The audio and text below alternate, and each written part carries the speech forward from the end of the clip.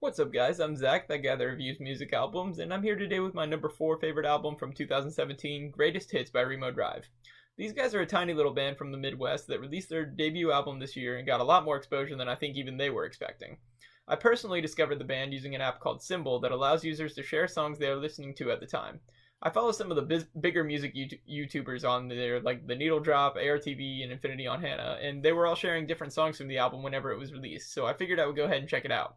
Obviously, I had no idea what to expect, but I was absolutely blown away by the raw talent these guys have, and I absolutely loved the direction they went on this album. In fact, it was the first album I added to my Best of 2017 playlist on Spotify. All of the YouTubers I mentioned above spoke very highly of the album, and I'm here to add my praise to this thing. Initially, I wasn't a huge fan of lead singer Eric Paulson's voice, but with time I've really come to enjoy the rawness he brings, as it really blends with the rawness of the instrumentals throughout this album. There was also almost no post-production done on a lot of these songs, so the instrumentals are all very loud and very aggressive. The band self-released this album, which just adds to the impressive things I can say about this thing. Let's go ahead and dive into a track-by-track review. The song Art School is a great introduction to what you can expect from this album. From the very get-go, with the opening drums, and especially once the guitars kick in, you can tell this isn't going to be a shiny, extremely produced studio album. It's just three guys rocking out with their instruments. These guys really have a knack for catchy melodies of both in the vocals and in the guitars. You also get the first glimpses of the teenage angst that oozes throughout this entire record. The song is basically about them trying to impress people with their band, but recognizing they're not cool enough to impress people yet. The instrumentals at the end of the song blend seamlessly into the next song, Hunting for Sport. That one is one of my favorite songs, primarily due to the lyrics. I love both the originality and the incredible depth he is able to take the metaphor of himself being a dog versus his girlfriend being the owner or master. The instrumental throughout the song really provides a great support for Eric Paulson, who really steals the show vocally on this song.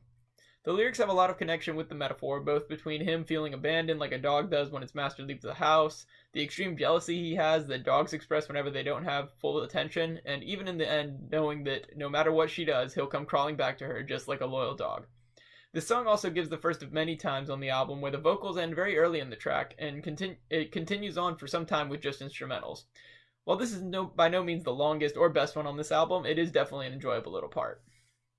From there we get the phenomenal Crash Test rating. I would say this is probably the catchiest song on this album, and it's really just a ton of fun all the way through. The verses on this song are really just talking about the fears and struggles of a failing relationship, and the ending of the song really just recognizes how little he is in the eyes of his lover. It's definitely one of the most emo songs on the album, but it's also one of the most enjoyable. Strubberita is another enjoyable song, even if it's not entirely unique. The general premise is the same as that of Stella by All Time Low, where at first the lyrics seem to be about a person, but then you realize they're really singing about alcohol. He talks about how all of his friends have plans with you, and in the second verse he seems to be describing himself when intoxicated. After another enjoyable instrumental part in the middle of the song ends with Eric repeating 4 times, "I want nothing to do with you," apparently seeing all the negative effects that come along with alcohol. Summertime is a perfect example of a song that at first sounds happy, and from the title you would expect that, but when you really dig into the lyrics, it's actually a pretty melancholy tune. The song is about yet another dying relationship, but the hook is talking about the times it seems it could get better.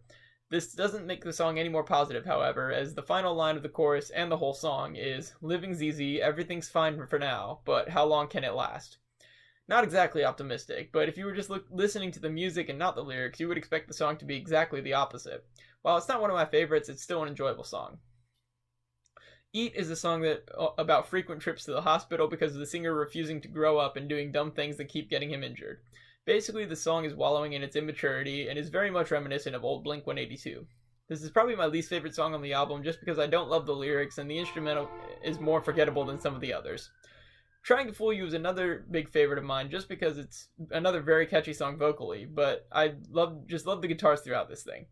And when the finale, where they just keep getting faster and faster and more aggressive, it's just a ton of fun, and it's definitely my favorite instrumental on the entire record. You're Killin' Me was, I believe, the lead single for the record, and I understand why, as it's another incredibly catchy song, but also really showcases the band's talent instrumentally and lyrically.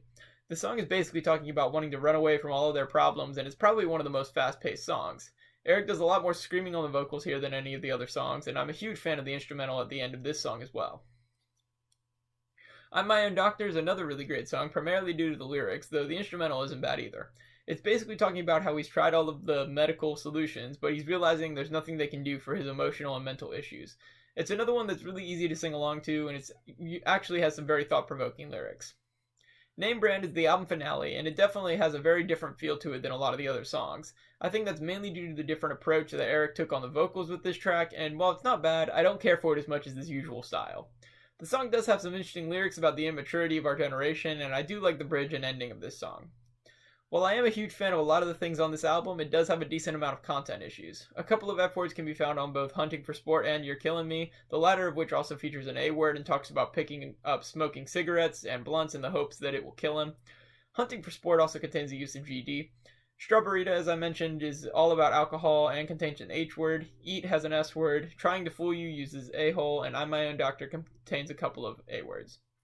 If you can get past those problems, though, I would say this is a very enjoyable album, especially if you're a fan of pop punk or emo music, or even just rock in general. I'd say you'd find something to enjoy on this album.